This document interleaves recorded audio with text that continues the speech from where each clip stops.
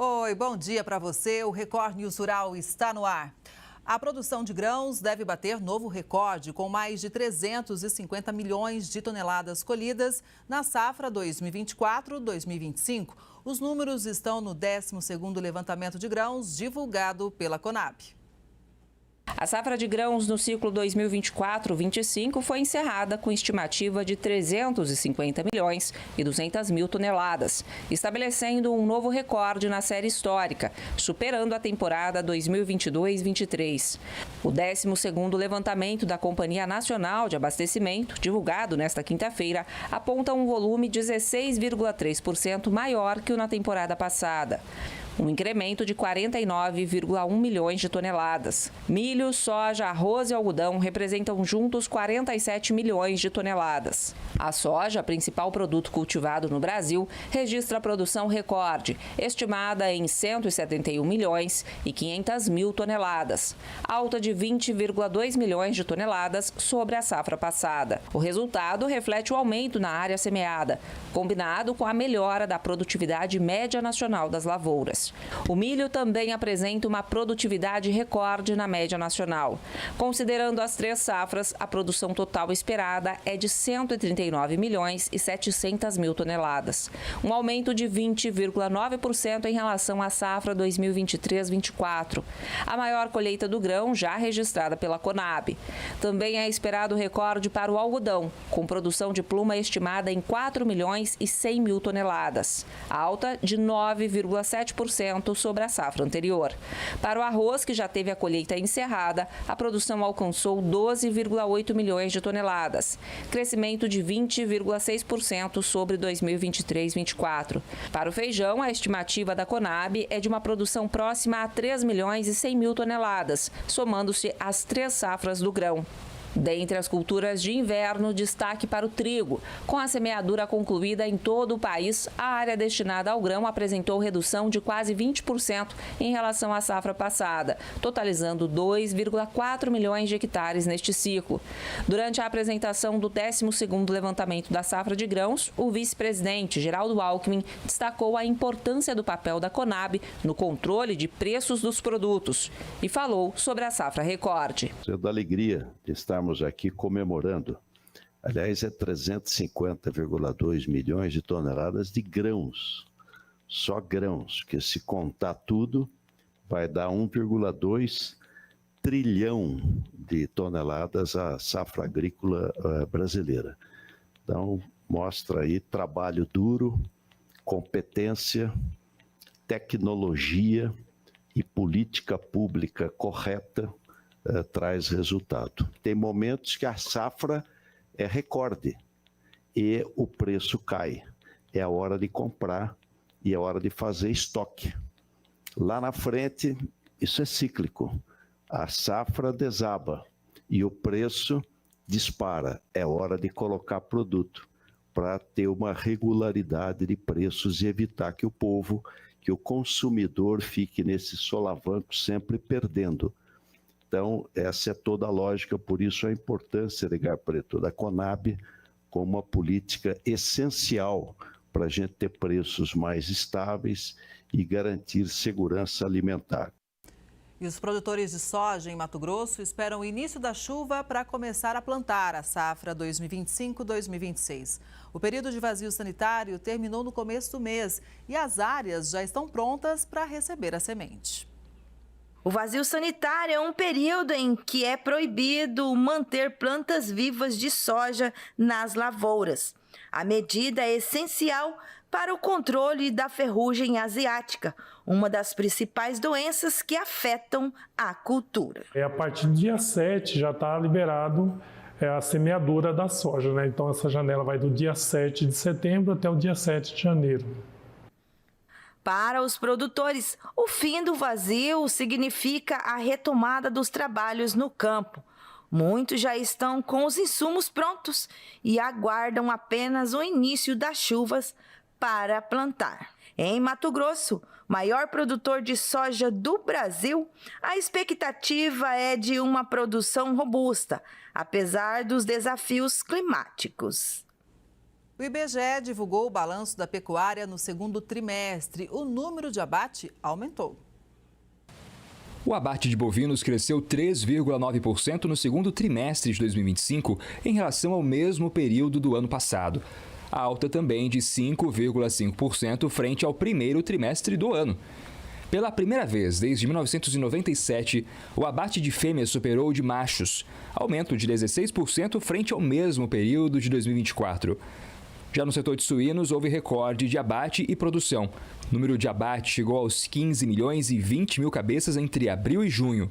O número subiu 2,6% sobre 2024 e 4,1% frente ao trimestre anterior. O crescimento vem do consumo interno e das exportações.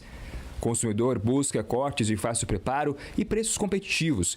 Já as exportações ganharam força com a forte demanda das Filipinas e aumento das vendas para Chile e Japão. Na avicultura, o volume de abate de frangos foi 1,1% superior em relação ao mesmo período de 2024, mas 0,4% abaixo em relação ao verificado no primeiro trimestre de 2025. A produção de ovos de galinha somou 1,241 bilhões de dúzias. O volume foi 6,2% maior que em 2024 e 2,9% acima do trimestre anterior. E o preço do suíno vivo começou setembro no maior nível desde novembro de 2024. Confira. Os pesquisadores do CPEA explicam que o mercado manteve firmeza ao longo de 2025. Após forte queda em janeiro, os valores reagiram em fevereiro. Entre março e julho, os preços ficaram estáveis. Em agosto, o movimento de alta começou e sustenta a média parcial de setembro. É o maior nível do ano. Agentes consultados pelo CPEA afirmam que há equilíbrio entre oferta e demanda no mercado independente de suíno vivo. Sobre as exportações, dados da SECEX mostram que o Brasil embarcou 120 mil toneladas de carne suína em agosto. O volume caiu 4,2% frente a julho, mas avançou 2,6% em relação a agosto de 2024.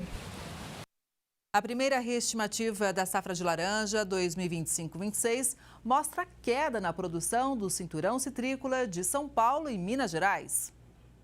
O levantamento do Fundo de Defesa da Citricultura prevê 306,74 milhões de caixas de 40,8 quilos. O volume representa redução de 2,5% frente à estimativa inicial de maio. A retração ocorre pelo aumento da queda de frutos. O Fundecitrus atribui o cenário ao avanço do greening, doença que compromete a copa das árvores, aliada ao ritmo mais lento da colheita. Até meados de agosto, a colheita alcançou apenas 25% da safra contra 50% no mesmo período do ano passado.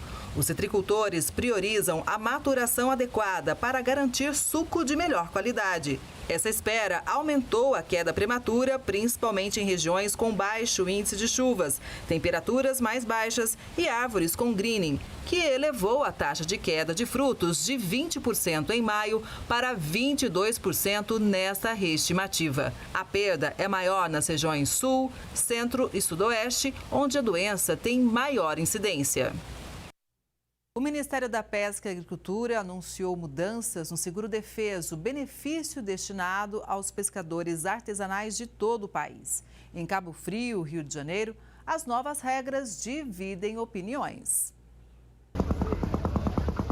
A maneira que os pescadores recebem o seguro-defeso pode mudar em um futuro próximo.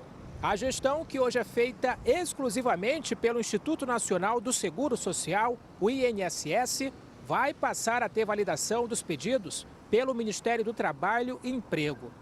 A mudança vem depois de algumas suspeitas de irregularidades no requerimento de seguro-defeso em diferentes partes do país.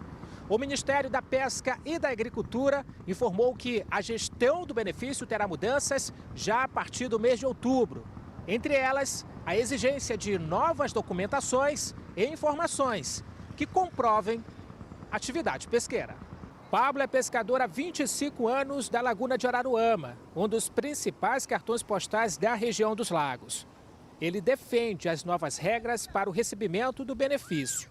É bom para começar a eliminar os pescadores fantasma, aquele pescador que tirou sua carteira pela internet e não é pescador e recebe o benefício, tirando o benefício do verdadeiro pescador que está na lagoa dia e noite pescando seu camarão e seu peixe. Na laguna de Araruama, as espécies capturadas pelos beneficiários são o camarão e o peixe. O período de reprodução dos crustáceos vai de abril a junho e fica liberado para a pesca a partir de julho. Já de agosto a outubro é a vez dos peixes. A liberação acontece um mês depois, ou seja, em novembro. Em Cabo Frio, os pescadores da laguna estão no período de defeso dos peixes. Mas, segundo a colônia de pescadores, o pagamento de agosto ainda não saiu. Estão falando que a mudança vai ser a partir de outubro, mas nós estamos com um defeso da laguna de Araruama, que começou em agosto, e os 5 municípios que os pescadores dependem desse seguro, até hoje nós não tivemos uma resposta, né, da Previdência Social com a folha de pagamento. Quando que esses pescadores vão receber? Os pescadores artesanais também terão que reunir notas fiscais de venda, comprovantes de contribuição previdenciária, fornecer endereço de residência e região de atuação para a coleta de dados geolocalizadores, além de terem que realizar o registro biométrico na Carteira de Identidade Nacional. Eles precisarão produzir relatórios mensais de atividade. Ao anunciar a mudança, o Ministério da Pesca e Agricultura também informou que fez pedido de investigação à Polícia Federal sobre os indícios de irregularidade apurados pela Controladoria Geral da União. Ainda para Pablo, as novas regras são passíveis de alterações. Ele vai além para a comprovação da atividade. Tem que ter, principalmente, provas. O pescador avaliar. Você vai tirar sua carteira de pescador? Então vem aqui, você vai ser avaliado. Costura essa rede. Essa rede aqui serve para quê? Pescar qual espécie? É peixe? É camarão? Essa aqui serve para quê? Aí sim, vamos começar a eliminar bastante pescador fantasma. Os representantes dos pescadores de Cabo Frio já estão cientes das mudanças e já deixaram muitos trabalhadores artesanais informados. Porém, ainda faltam mais esclarecimentos do governo federal sobre as novas regras. Nós temos que ser informados para passar as informações para os pescadores, né? Se os documentos deles foram analisados, qual é a data do recebimento. Então, para a gente, nós achamos que já começou a querer organizar e fiscalizar, que somos favoráveis a isso, mas que dê informações para a gente passar, né, para os nossos pescadores. Agora você confere a previsão do tempo para esta sexta-feira em todo o Brasil.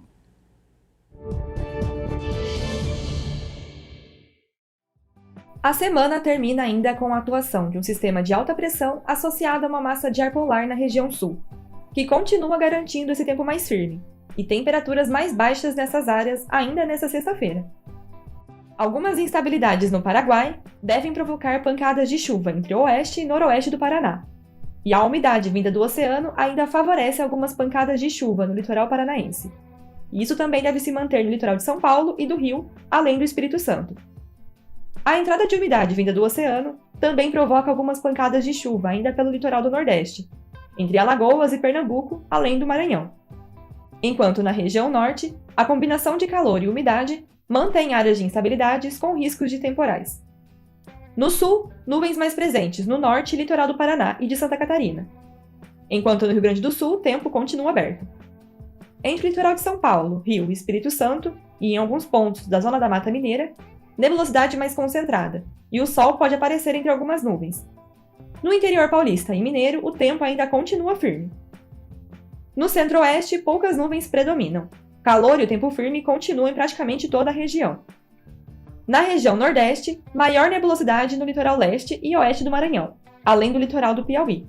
E no norte, céu carregado no Amazonas, Acre, em algumas áreas de Rondônia e Roraima e leste do Pará, enquanto no restante da região o tempo firme continua. No sul, algumas pancadas isoladas podem ocorrer nessa sexta, no litoral, oeste e noroeste do Paraná. No litoral de São Paulo, Rio, Espírito Santo, principalmente em Vitória, podem ter chuvas moderadas a forte, e na zona da mata, a chuva mais leve e passageira. No centro-oeste, pancadas isoladas no extremo sul do Mato Grosso do Sul e noroeste do Mato Grosso ainda podem ocorrer, além de pancadas isoladas no litoral leste da região nordeste, com risco de chuva mais forte entre Maceió e Recife. O estado do Maranhão também pode ter algumas pancadas à tarde, e chuva forte com risco de temporais ocorrendo, ainda na faixa oeste da região norte, entre o Amazonas, Acre, interior do Pará, além do nordeste e extremo noroeste do estado, e risco de chuva moderada a forte também no oeste do Amapá. Em Rondônia, Roraima e no extremo norte do Tocantins, pode chover de maneira mais isolada. Nessa sexta também há risco de geada pela manhã em algumas áreas mais elevadas da Serra Catarinense e Gaúcha, e também no sudeste do Rio Grande do Sul. Rajadas de vento moderadas a forte podem ocorrer ao longo dessa sexta em boa parte do Brasil, podendo chegar a 50 km por hora em grande parte do Nordeste, Tocantins, Minas, Rio, interior do país entre o sul de Goiás, interior de São Paulo e do Paraná, além do leste do Mato Grosso do Sul e do Rio Grande do Sul. Tempo muito seco ainda no interior do país, entre os estados de Goiás, leste do Mato Grosso, nordeste do Mato Grosso do Sul, norte paulista e Triângulo Mineiro, com a umidade relativa do ar podendo ficar abaixo dos 12%. Essa condição de tempo seco ainda se mantém nessa sexta em boa parte do país, interior do Nordeste, Tocantins, em praticamente toda a região central do Brasil, além de grande parte de Minas e São Paulo. Em relação às temperaturas, máximas de 19 graus em Porto Alegre, 24 em São Paulo e em Vitória, 33 em Belo Horizonte, 30 em Salvador, 38 e 36 entre Palmas e Goiânia e máxima de até 40 graus em Cuiabá. Há pouco a gente mostrou que a produção de grãos deve ser recorde. Na pecuária, o número de abates vem crescendo e as exportações também. E todo esse cenário acontece depois do tarifaço de Donald Trump ter completado um mês no início da semana. Quem chega para fazer uma análise é o Daniel Vargas, que é professor da FGV Direito Rio e da Escola de Economia da FGV em São Paulo. Bom dia, Daniel. Seja sempre muito bem-vindo ao Record News Rural. Olá, Kelly. Um prazer estar de volta. Prazer é nosso também. Daniel, a gente vem mostrando números muito robustos do nosso agro, que inclusive, dependendo aí do setor, da cultura, acaba também encontrando novas formas de comércio, ou sente até bem menos, né, em relação aos demais. Como que você avalia esse um mês de tarifaço para o nosso agronegócio? Olha, Kelly, quando essa onda tarifária começou a ganhar fôlego no debate internacional, a mensagem no Brasil era de alerta, uma grande preocupação.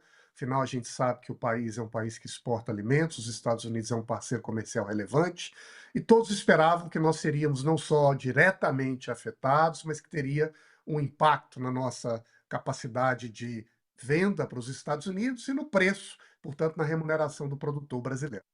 Os resultados que nós temos assistido, no entanto, ao longo das últimas semanas, são positivos. Então, para citar um exemplo, podemos falar um pouquinho mais disso, a gente sabe que na carne existiu a expectativa de que o setor perderia em torno de $1 bilhão com esse tarifaço americano. E agora, estamos de que, embora as nossas exportações para os Estados Unidos tenham caído em 50%, a gente tem uma balança comercial no setor esse ano, comparado com 2024, com um aumento do faturamento de $500 milhões.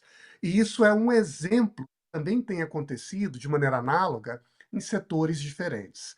Então, para começo da nossa conversa, a mensagem geral é que até o momento esse tarifaço ele não tem nos afetado como se esperava, ou talvez como se preocupava que poderia acontecer inicialmente. Pois é, na pecuária, principalmente, a gente vê realmente um resultado expressivo com relação à carne bovina, que continuou aumentando a exportação, apesar da queda de 51% de exportação para o mercado norte-americano em agosto. A gente continua acompanhando o número recordes de produção, abate e exportação também. Esse é um setor, a gente já tinha até adiantado aqui, né, Daniel, que poderia sentir menos, e os números comprovam isso. Sim. E é muito interessante você observar como cada uma das camadas que constituem esse setor tem reagido muito bem.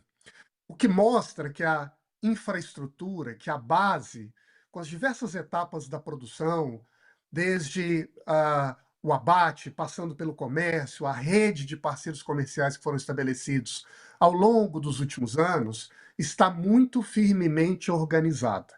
E o que todos no setor têm sugerido não é que os Estados Unidos sejam um parceiro relevante e importante para o Brasil, eles compram mais nobres, pagam bem, e quem vende para eles, naturalmente, tem sim um impacto. Mas Ao mesmo tempo, o país teve a capacidade de expandir significativamente a sua rede de parceiros no mundo afora. E nos últimos anos, abrimos mais de 200 parceiros, espaços, colaborações comerciais com o mundo.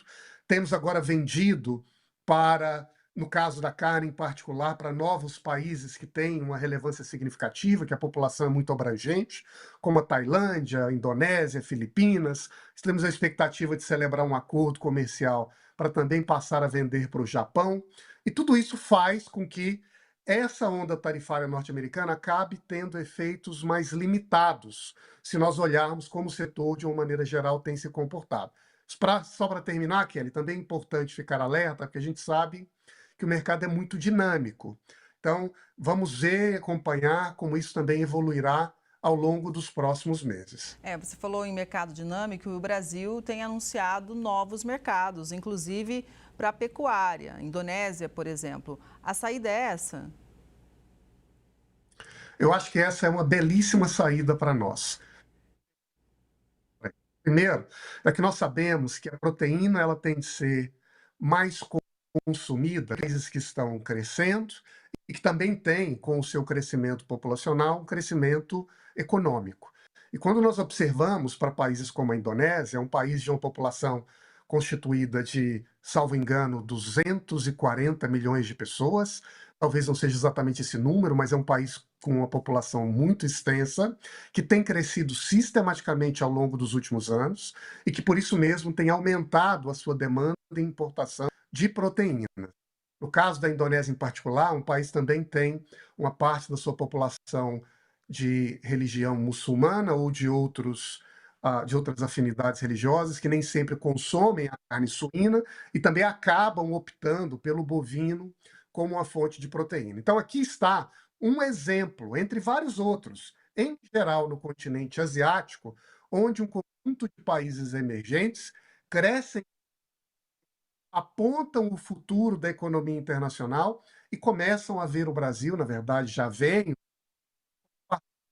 Então, nesse aspecto, se não podemos vender o que antes vendíamos para os Estados Unidos, encontramos na Ásia uma forma de compensar ou pelo menos de expandir o mercado no futuro. Só para concluir também que ela é importante, que na verdade o tipo de corte, o tipo de carne que a gente vende para os Estados Unidos não necessariamente seria compensado pela parceria e o comércio com a Indonésia. Por exemplo, a gente vende um tipo de composto que é usado para os hambúrgueres nos Estados Unidos, que leva um conjunto de carne com cortes particulares, de temperos e também com gordura. E aí a China, nesse caso, é um parceiro que tem um paladar ou uma demanda que poderia suprir, em parte tem suprido, esse tipo de proteína que a gente vende para os Estados Unidos. Gostaria da sua opinião também, Daniel, sobre esse anúncio feito hoje, na verdade ontem, né, sobre a super safra de grãos. Como que isso beneficia ou não, né, a agropecuária brasileira? Quando eu falo agropecuária, porque existe também a questão da ração. Bom, Kelly, eu acho que o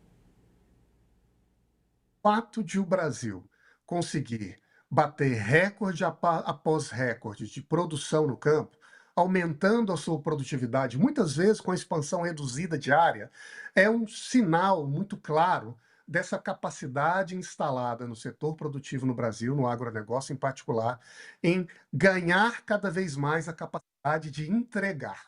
Então, dentro da porteira, nós somos vencedores. E ano após ano, a mesma mensagem se confirma.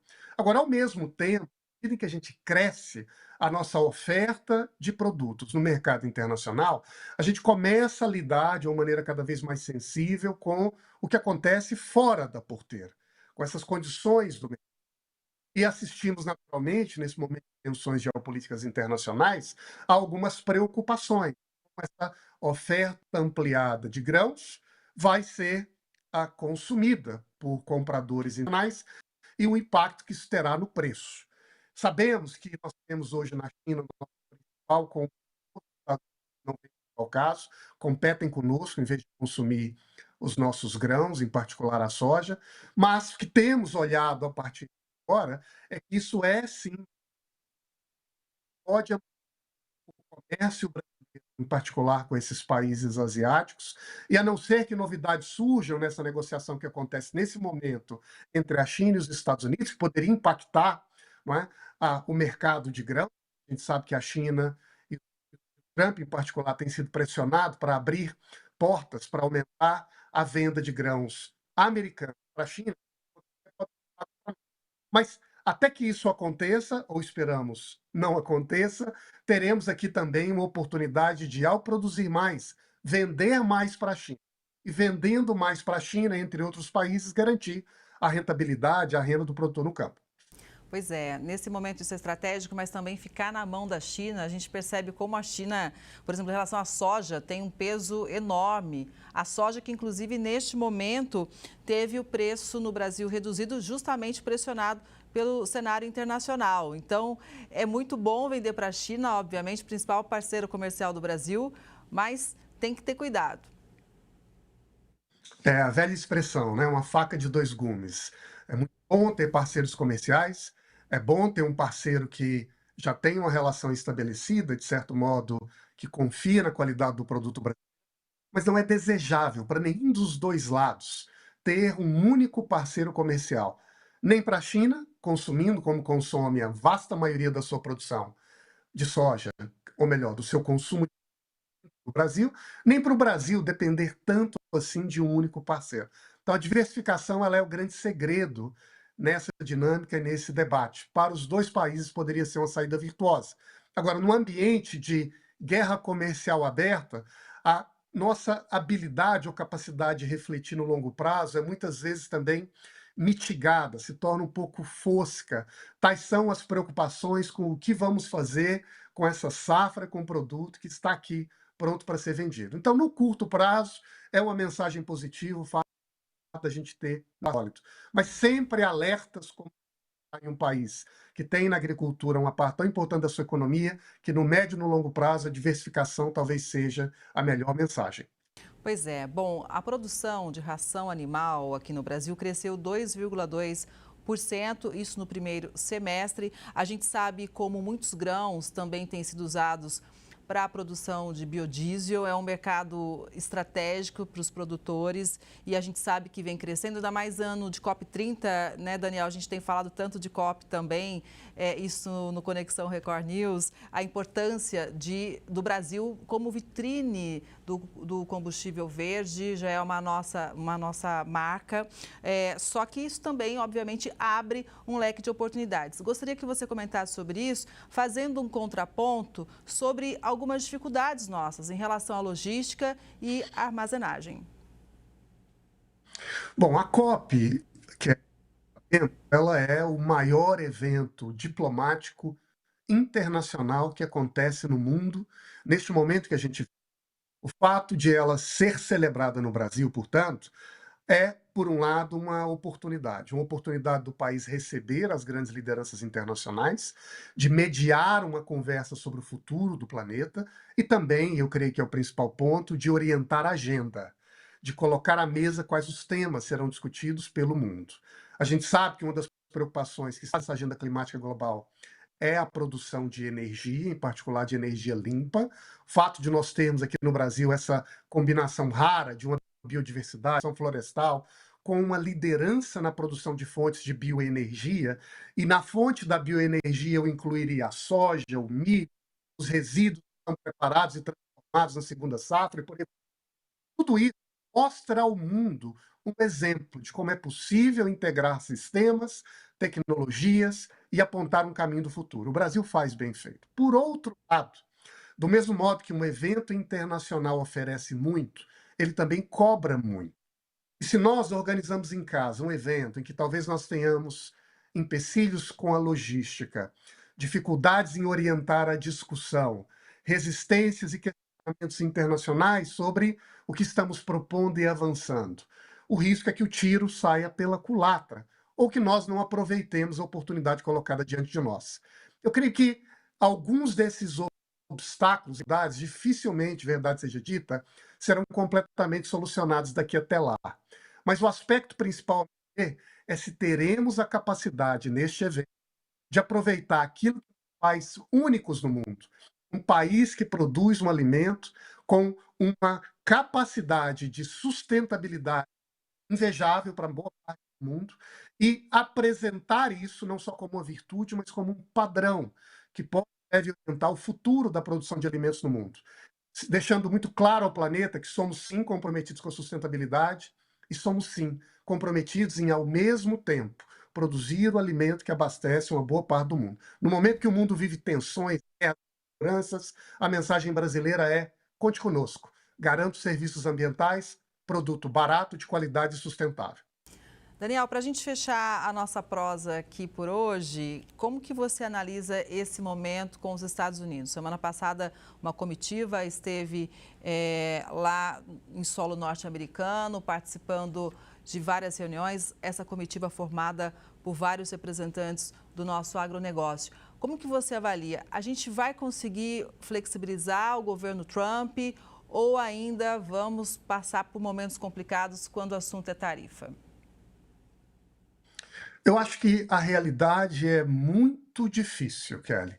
Nós já temos tentado há algumas semanas construir um canal de diálogo que estabeleça uma relação de confiança, que é a preliminar do diálogo com os norte-americanos, mas os sinais até o momento não são os mais favoráveis. Mas, por outro lado, também existe a expectativa, em parte entre algumas lideranças do setor no agronegócio e também no governo, que nós consigamos abrir um canal, quem sabe precário, quem sabe provisório, mas para já iniciar discussões sobre possíveis afrouxamentos desse tarifaço ou possíveis parcerias que o Brasil e os Estados Unidos pudessem estabelecer com os interesses que os próprios norte-americanos possuem, e a partir daí também criar uma rota de esperança ou uma luz no fim do túnel. E o exemplo disso os Estados Unidos têm feito com a China, com a Índia e com outras nações. Embora entre esses países também haja uma tensão, quase uma guerra deflagrada comercial, existe também espaços de diálogo e conversa, que é o que falta para nós. Se dermos o primeiro passo nessa direção, eu creio que aí sim as coisas podem começar a ser um pouco melhores. Mas também é importante ser realista e olhar para o mundo com as informações que seja. E a realidade hoje é que nós ainda viveremos alguns momentos de dificuldade e esperamos mais de que não atinjam o agro, como se esperou que acontecesse no passado e como no último mês não aconteceu. Por enquanto, as coisas estão indo bem. E a gente segue analisando sempre, contando com a sua participação. Daniel, muito obrigada, um bom dia para você e até a próxima. Obrigado, Kelly. Até a próxima, um prazer. Obrigada. E essa edição do Record News Rural fica por aqui. Obrigada pela sua audiência. A gente se vê no próximo programa. Até lá!